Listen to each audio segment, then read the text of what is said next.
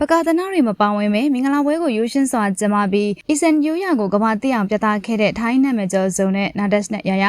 မြန်မာနိုင်ငံကလူပညာရှင်တွေကြားထဲမှာလက်ချက်ပွဲကိုများများကျင်းပနိုင်မှသာဂုဏ်ရှိတယ်လို့ထင်ကြပြီးတော့ဘသူကပို့ပြီးတော့ပတ်စံသုံးနိုင်လဲဘသူပွဲကပို့ပြီးတော့ခန်းနာလဲဆိုတာကိုအပြိုင်ဆိုင်ပြသနေကြတဲ့ပြပွဲကြီးတွေလို့ဖြစ်လာနေပါတယ်နာမည်ကြီးဆယ်လီတွေလူပညာရှင်တွေရဲ့ပွဲတွေဆိုရင်ပို့ပြီးတော့တောင်ကြီးကျယ်ခန်းနာတတ်ကြပြီးမင်္ဂလာပွဲကိုများများမလုပ်နိုင်ရင်လူပညာရှင်ချင်းချင်းကြားမှာတော့မျက်နှာငယ်လာရပါတယ်ပြီးခဲ့တဲ့ရက်ပိုင်းကဆိုရှယ်မီဒီယာတစ်ခွန်လုံးကိုလွှမ်းမိုးသွားခဲ့တာကတော့ထိုင်းနိုင်ငံရဲ့နံပါတ်1ထိပ်တန်းစူပါစတာဇုံတွေဖြစ်တဲ့နာဒတ်စ်ခူကီမီရာနဲ့ယာယာအိုရစတာတို့ရဲ့ရိုးရှင်းလာတဲ့အီဆန်ယူရမင်္ဂလာလက်ထက်ပွဲလေးပဲဖြစ်ပါတယ်နာဒတ်စ်ခူကီမီရာနဲ့ယာယာအိုရစတာတို့ရဲ့ဇလန်ကျွဲတွေကမြန်မာပရိသတ်တွေနဲ့လည်းယဉ်နီးပြီးသားဖြစ်လို့သူတို့ရဲ့မင်္ဂလာပွဲကိုဘလို့ခန်းခန်းနာနာလုပ်မလဲဆိုပြီးတော့စိတ်ဝင်စားခဲ့ကြတာဖြစ်ပါတယ်ပြင်သစ်ဒီဇိုင်နာတွေရဲ့မင်္ဂလာဝတ်စုံတွေကိုဝတ်ဆင်ပြီးတော့တိမ်ပေါင်းတောင်းချီတဲ့စိန်တွေကိုဝတ်ဆင်မဲ့လို့ထင်ကြပေမဲ့သူတို့ကတော့ပကာသနာတွေကိုမကြိုက်ခဲ့ပါဘူးရှင်နာဒက်စ်နဲ့ရရတို့ကတော့ထိုင်းနိုင်ငံမှာပဲနာမည်ကြီးတာမဟုတ်ပဲအာရှတစ်ခွင်မှာပါဩဇာလွှမ်းမိုးမှုရှိပါတယ်။သူတို့ရှာဖွေထားတဲ့ပိုင်ဆိုင်မှုကြော်ညာတွေကနေရတဲ့ဝင်ငွေလုပ်ငန်းရှင်တွေရဲ့စပွန်ဆာတွေနဲ့သာဆိုရင်တော့ကမ္ဘာပေါ်မှာအကောင်းဆုံးကျင်းကားဝင်ဟိုတယ်ကြီးတစ်ခုလုံးကိုငှားရမ်းပြီး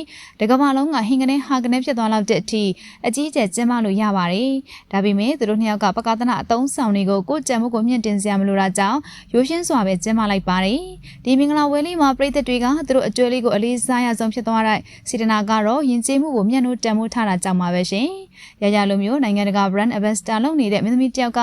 ပြင်သစ်ကနာမည်ကြီးဒီဇိုင်နာတွေချုပ်တဲ့ဝတ်စုံတွေကိုမိုးဆင်ခဲ့ပါဦး။နာဒက်စ်ရဲ့မွေးရမြေဖြစ်တဲ့ထိုင်းနိုင်ငံအရှေ့မြောက်ပိုင်းအီဆန်ဒေသရဲ့ရိုးရိုးဝတ်စုံလေးတွေကိုသာသူတို့နှစ်ယောက်စလုံးကဝတ်ဆင်ခဲ့ကြပါတယ်။ခေါင်းပေါ်မှာစိန်တရက်ဖူးတွေမပေါင်းဝဲမဲ့ရိုးရှင်းလှပတဲ့စတုံးကိုအလှဆင်ထားပါတယ်။ဟိုတယ်ကြီးတွေခမ်းမကြီးထဲမှာလက်ချက်ကြမဟုတ်ပဲတဘာဝအလင်းရောင်တွေရတဲ့လက်ကွင်းပြင်ထဲမှာပဲလူကြီးသူမတွေကိုရိုးရိုးသေးသေးနဲ့ကြောခဲ့ကြပါတယ်။သူတို့ရဲ့မင်္ဂလာပွဲကိုသူတို့သားသူတို့သမီးအရန်လုပ်ပေးသူတွေကလည်းနာမည်ကျော်တွေပဲဖြစ်ပြီးတော့အီဆန်ယူရစစ်စစ်ကိုပဲပြသသွားခဲ့ကြတာပါ။တခြားသောအနုပညာရှင်တွေကမင်္ဂလာပွဲကိုပွဲပေါင်းများစွာလုပ်နိုင်မှသာဂုဏ်ရှိတယ်လို့ထင်တာကြောင့်စစ်ဆက်ပွဲလက်မှတ်ရေးထိုးပွဲမင်္ဂလာဆွမ်းကျွေးညစာစားပွဲဆိုပြီးတော့ပွဲတွေကိုတစ်ခုပြီးတစ်ခုဝတ်စုံတွေကိုတစ်စုံပြီးတစ်စုံလဲလှည့်ပြီးတော့ခန်းခန်းနာနာကျင်းပကြပါတယ်။နာဒက်စ်နဲ့ရရတို့ရဲ့ဒီယူရမင်္ဂလာပွဲလေးကတော့ရိုးရှင်းနေဆိုပေမဲ့အရှိတောင်အာရှထိပါနာမည်ကြီးသွားခဲ့ပါတယ်။အီဆန်ယူရကိုလည်းသတိပြုမိလာစေတဲ့အပြင်သူတို့နှစ်ယောက်ရဲ့ရိုးရှင်းတဲ့စိတ်ထားလေးကိုလည်းသဘောကျနေကြပါတယ်ရှင်။ရရတို့စုံတွဲလေးကစိတ်ထားရိုးရှင်းအောင်သာမကပဲနှစ်များစွာတိုင်အောင်သစ္စာရှိရှိနဲ့တွဲလာကြတာပါ။2010ခုနှစ်ကတည်းကဇလန်တွဲတွေအတူတူရရင်နဲ့ချစ်သူတွေဖြစ်ခဲ့ကြပြီးတော့ချစ်သူသက်တမ်း12နှစ်ကြာမှသာလက်ထက်ခွင့်တောင်းပြီးတော့စစ်ဆက်ခဲ့ပါတယ်။စစ်ဆက်ပြီး3နှစ်အကြာမှာတော့တကယ်ပဲလက်ထက်ခဲ့တာဖြစ်ပြီးရရကိုတန်ဖိုးထားချစ်ပြီးလို့ပြည်သက်တွေကြားထဲမှာသူတို့မင်္ဂလာဝဲလေးကအယုံဆိုင်စရာဖြစ်နေခဲ့ပါတယ်။သူတို့ကျွဲလေးကနှစ်ကြာသွားတိုင်း